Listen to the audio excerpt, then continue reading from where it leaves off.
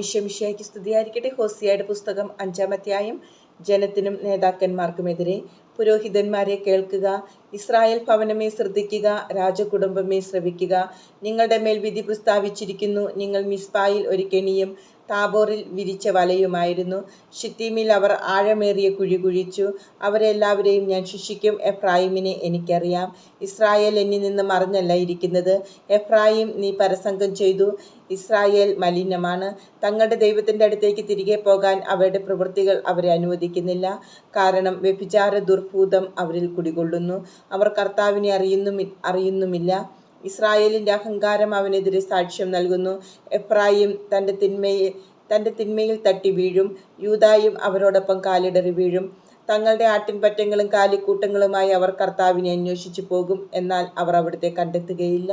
അവിടുന്ന് അവരെ വിട്ടകന്നിരിക്കുന്നു. അവർ കർത്താവിനോട് അവിശ്വസ്തത കാണിച്ചു. അവർ ജാരസന്തതികൾക്കാണ് ജന്മം നൽകിയത്. അമാവാസി അവരെ അവരുടെ വയലുകളോടൊപ്പം വിഴുങ്ങും. സഹോദരർ തമ്മിൽ യുദ്ധം.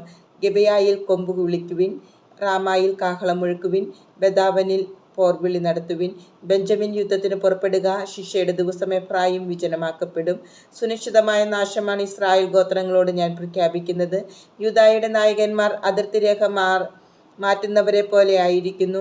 എൻ്റെ ക്രോധം അവരുടെ മേൽ ഞാൻ വെള്ളം പോലെ ഒഴുക്കും. എഫ്രായിം മർദ്ദകനാണ്.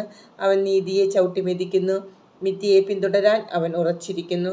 എഫ്രായിമിന് ഞാൻ കീടം പോലെയാണ്, യൂദാ ഭവനത്തിന് വ്രണം പോലെയും. എഫ്രായിം തൻ്റെ രോഗവും യൂദാ തൻ്റെ മുറിവും കണ്ടപ്പോൾ എഫ്രായിം അസീറിയയിലേക്ക് തിരിഞ്ഞ് മഹാരാജാവിൻ്റെ അടുത്തേക്ക് ആളയച്ചു. എന്നാൽ നിങ്ങളെ സുഖപ്പെടുത്താനോ നിങ്ങളുടെ മുറിവ് ഉണക്കാനോ അവന് സാധിക്കുകയില്ല.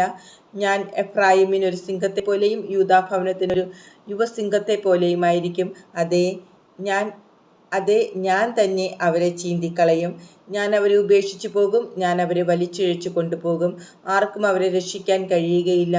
അവർ തങ്ങളുടെ തെറ്റുകൾ ഏറ്റുപറഞ്ഞ് എൻ്റെ സാന്നിധ്യം തേടുകയും തങ്ങളുടെ വൃഥയിൽ എന്നെ അന്വേഷിക്കുകയും ചെയ്യുന്നതുവരെ ഞാൻ എൻ്റെ വാസസ്ഥലത്തേക്ക് മടങ്ങും.